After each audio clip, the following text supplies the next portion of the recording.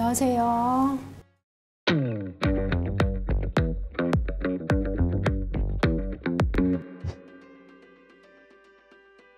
키우고 있는 게 아니라 제가 집사 역할을 모시고 있습니다.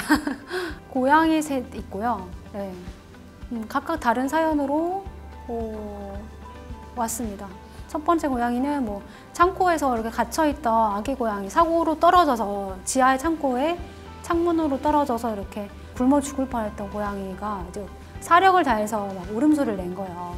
그래서 다른 사람에게 구조가 돼서 저한테 어떻게 거쳐서 왔습니다. 네. 그 고양이가 외롭지 않도록 다른 고양이를 데려오느라 고양이 카페에서 파양당한 다른 길고양이를 또 이틀 차로 데려오게 돼서 그 둘은 이제 남매처럼 겪고 틀면서 매우 사이좋게 잘 살았어요. 그리고 세 번째 고양이는 고양이가 이제 100이면 100 다 다르다는 말이거든요. 그 고양이가 저를 선택하여 저한테 너무 집착을 하고 길에서 몇 번 보지도 않았는데 따라오고 이렇게 해서 그렇게 따라와서 우리 집 막 들어오고 집 앞에서 기다리고 막 이 정도로 그렇게 해서 그 적극성에 포기를 한 겁니다. 같이 살고 있습니다.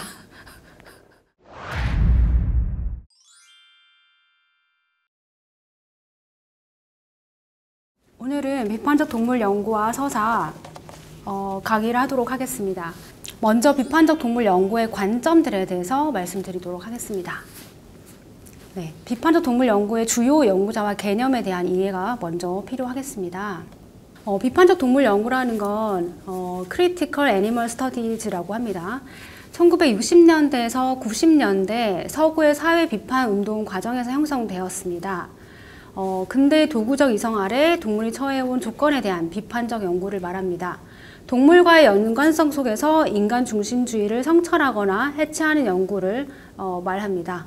사회 인식 개선을 위해 학계와 실천의 영역이 연계되어야 한다는 인식을 중심으로 연구와 사회운동을 함께하는 학문 분야로서 의의가 있고요. 모든 사회적 억압의 기저에 그 아래에 동물 억압이 놓여 있는 것으로 파악하고 있습니다. 비판적 동물 연구는 매우 스펙트럼이 되게 넓은데요. 대표적인 학자, 세 학자만 소개를 해드리겠습니다. 첫 번째는 여러분이 모두 다 아시는 동물권의 아버지라고 불리는 피터 싱어가 있습니다. 사실 피터 싱어는 동물권이라 말을 한 적도 없는데 동물권 학자로 되게 많이 알려져 있습니다. 하지만 그가 주장한 것 중에 가장 유명한 것은 종차별주의이고요. 종차별주의라는 단어를 가장 대중적으로 유통시킨 학자이지요. 그리고 두 번째로는 캐럴 제이 애덤스라는 학자가 있습니다. 네. 부재지시 대상이라는 용어를 앞에서 말씀드렸었는데 동물의 어떤 부분이 보이지 않는 부분이 있다. 부재하는 지시 대상으로 존재하고 있다라고 말한 학자가 바로 캐럴 제이 애덤스이고요. 자, 세 번째로는 발 플러무드라는 학자가 있습니다.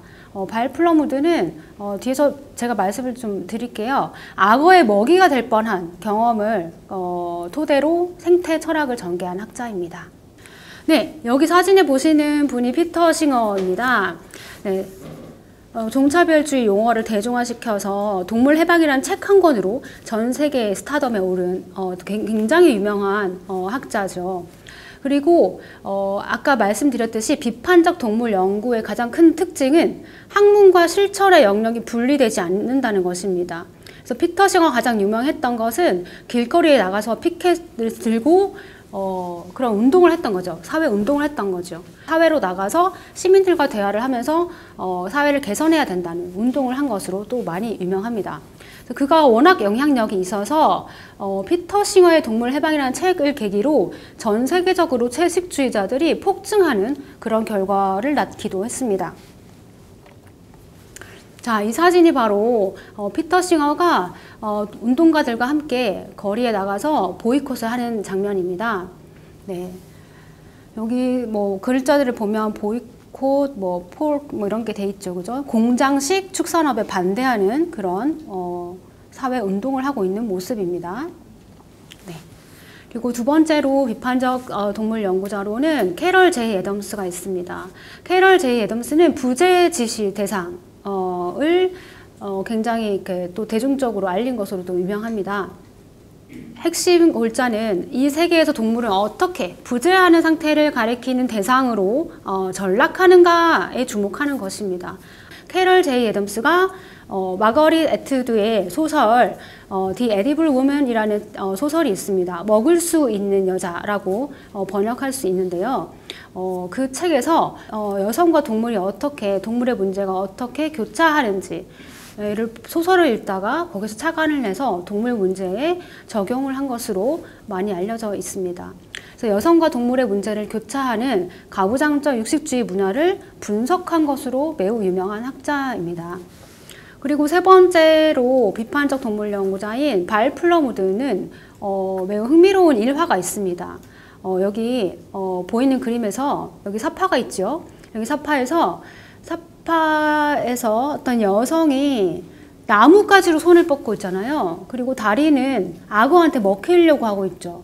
네, 호주의 카카두 국립공원에서 카누를 타고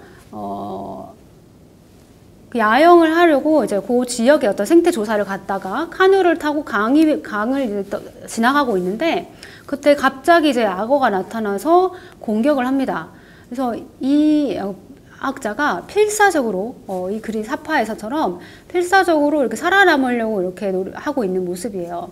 그래서 악어의 소용돌이라고 하는데 악어가 이제 먹이를 한 번에 먹는 게 아니라 뭐 이렇게 소용돌이라고 하듯이 막 이렇게 먹이를 이제 서서히 이렇게 뭐 갖고 놀듯이 이렇게 하면서 사냥하는 어떤 재미, 즐거움을 좀 느끼면서 이렇게 죽인다고 합니다. 그래서 이런 먹이를 입에 물고 이렇게 막 던지고 이런 과정, 3번의 과정을 거쳐서 이 여성이 결국은 살아나는, 이 여성 학자가 살아나는 그런 이야기를 담고 있는 논문을 썼어요. 그런 경험을 토대로 논문을 쓴 것이 제목이 Being Prey라고 합니다. 네, Being Prey는 먹이가 된다는 것이란 뜻이고요. 네, The Crocodile's Death Roll이라고 해서 악어의 죽음의 소용돌이에서 살아남은 경험을 토대로 자기가 느낀 것을 이렇게 학문의 영역으로까지 이어가지요. 이 경험을 계기로 동물과 인간의 관계에 대해서 더욱더 좀 깊이 있게 고찰을 하게 돼요. 네, 생태학적 맥락에서 죽음에 관한 철학을 정립하게 되는데요. 이 자연 속에서는 먹고 먹히는 관계에서 내가 먹이가 될 수도 있구나. 이렇게 겸허하게 오히려 인간 중심주의를 내려놓고 돌아보게 되었다고 합니다.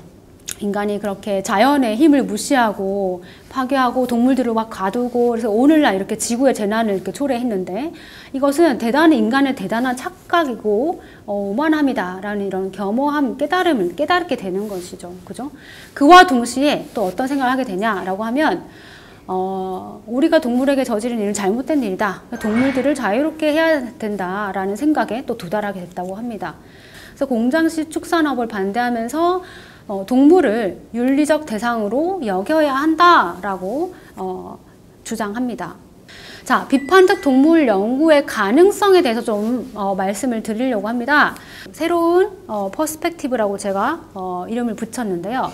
새로운 관점이란 뜻이죠. 그죠? 새로운 관점으로서 렌즈의 역할을 한다. 우리가 어떤 렌즈를 갈아 끼우고 보면 어떤 렌즈를 보면 어떤 대상이 매우 클리어하게 보이고 뭐 색깔이 있는 렌즈를 보면 그 렌즈의 색깔에 따라서 사물이 또 달리 보이기도 하잖아요. 그래서 동물 연구도 지금까지와는 조금 다르게 우리가 동물을 생각해왔던 어떤 관습적인 차원에서 넘어서서 이런 비판적 동물 연구의 렌즈를 가지고 동물 서사를 보면 그동안 못 봤던 것을 볼 수가 있다라는 말씀을 드리는 겁니다. 네, 그 단어를 한번 보고 갈게요. 네, 비판적이라는 형용사는 critical이라는 형용사예요. 네, critical은 여러분 다 아시다시피 criticism, 비평 활동과 관련이 있습니다. 그러니까 사물이나 현상에 대해서 무엇이 중요한지를 판단하는 것이 비평 활동이라면 비판적은 이런 비평 활동과 좀 관계가 있는데 무조건 이렇게 매우 시니컬하게 비판적으로 이렇게 한다는 게 아니라 여기서는 어떤 지금까지 보지 못했던 대상이나 사물의 가치를 발견해 준다는 의미가 있습니다. 그래서 복잡하고 미묘한 대상, 여기서 대상이란 건 특정한 사유나 사고 체계, 사회 현상, 예술 작품, 그리고 특정 사물 등을 포괄하는데요. 그런 대상에 대하여 그 의미를 규명하고 해석하면서 가치를 평가해주는 행위로서 그 분야의 문외한인 사람도 그 전에는 놓치거나 이해하지 못했던 것을 비로소 볼 수 있게 돕는 그런 활동이라고 할 수가 있습니다. 그런 활동들을 하는 연구 분야라고 보시면 됩니다. 매우 성찰적이라도 할 수가 있어요. 성찰적이라는 건 이제 어떤 것에 우리가 간과했는지 못 보고 지나친 게 있는지를 다시 한번 되돌아보고 살펴본다는 뜻이잖아요. 그래서 비판적 동물 연구는 성찰적 성격을 가지고 있는 동물 연구이다 라고 보시면 됩니다. 네, 사각지대의 가치를 밝혀내는 서사 연구에 적용하기가 매우 좋은 그런 연구 분야라고 할 수가 있습니다. 동물 논쟁에서 좀 핵심이 되었던 주요 논쟁 중에 하나로 가장자리 경우의 논증을 좀 소개해 드리려고 합니다. 네, 가장자리 경우의 논증은요, 앞서 보신 피터 싱어도 매우 중요하게 논의했던 논증이기도 합니다만 거의 대부분의 동물 윤리학자들의 공통된 동물권 논의이기도 합니다. 정신적, 신체적 상태가 인간과 같지 않다는 이유로 동물이 윤리적 대우를 받을 대상이 될 수 없는 것은 아니라는 것을 증명하는 방식인데요. 특정 인간의 경우, 예를 들면 아주 어린 아이라든지 아니면 의식불명이, 어떤 불의의 사고로 의식불명이 된 인간이라든지 혹은 매우 반인류적인 범죄를 저지를 그런 사람들도 있는데, 그런 사람들도 모두 동등한 인간으로 어쨌든 인권을 존중해 주잖아요. 그렇듯이 동물도 마찬가지로 삶의 주체이고 자기 자신을 위해서 살아가는 동물도 그렇게 권리가 있는 존재가 아니겠는가 하는, 이렇게 비교를 해서 논증을 하는 그런 논증 방식을 말합니다. 그 중에 이제 피터 싱어는 동물은 고통을 피하고 즐거움을 누리려고 한다 라는 점에서, 그러니까 고통은 피하고 쾌락을 추구하는 성향은 동물의 공통적인 측면이잖아요. 네, 인간 동물을 포함해서요. 네, 그런 인간 동물과 비인간 동물의 공통점을 이렇게 이야기하면서 피터 싱어는 공리주의자입니다. 최대 다수의 최대 행복. 네. 그래서 모든 이제 고통을 줄이고, 동물을 포함한 모든 이 세계의 고통을 줄이고 즐거움을 증대시키는 게 피터 싱어에게는 아주 중요해요. 그래서 동물이 이 세상에 동물이 많고 그 동물을 포함한 즐거움을 증대시킬 수 있다면 모두가 다 이렇게 좋아지는 거 아니겠느냐라는 게 매우 간단하게 말하면 피터 싱어의 동물론이라고 할 수가 있습니다. 네, 그리고 그 다음으로는 톰 리건이라는 아주 또 유명한 동물권 학자가 있습니다. 네, 피터 싱어는 동물권을 이야기한 적이 없지만 이제 톰 리건은 동물권을 그야말로 톰 리건이 이야기를 했죠. 애니멀 라이츠를 이야기한 사람이 톰 리건이고요. 톰 리건의 가장 핵심 중요한 개념은 삶의 주체입니다.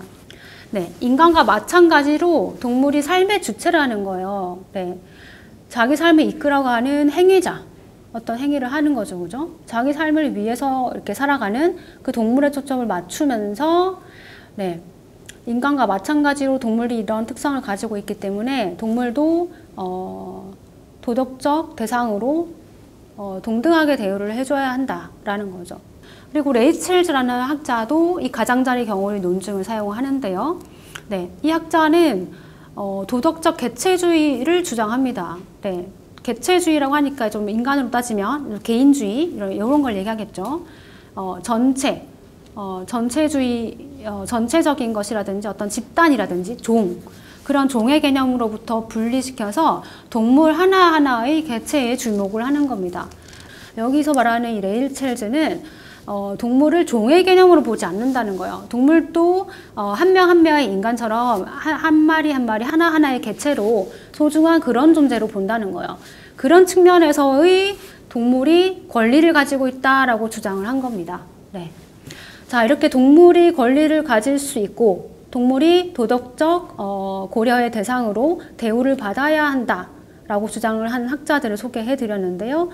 수나우라 테일러라는 학자는 피터 싱어를 반박하기도 해요.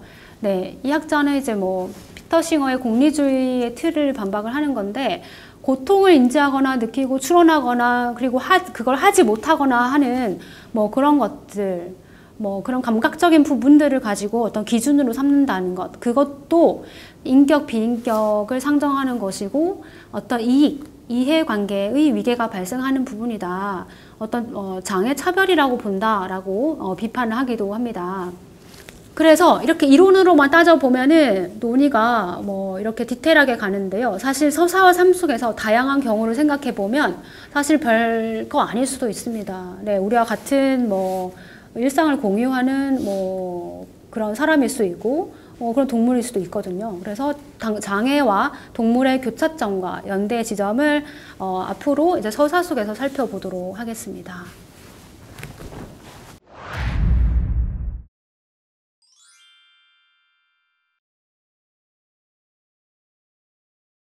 우리가 바로 동물이다. 동물에게로 확장된 것을 말합니다. 이런 동물권에 대한 두 가지 비판이 있습니다. 선진 자유주의 국가의 딜레마라고 하면서 동물에 대한 인식이나 태도 등이 담긴 동물권 인식이 명료하게 투사된 서사로서 모든 것을 인간적 특성을 가진 것으로 바라본다는 뜻. 밤비 신드롬은요, 사실 월트 디즈니의 애니메이션 밤비 인간 거부라는 거예요. 그래서 의인화는 감정이입의 기제로서 매우 중요한 것이다 라고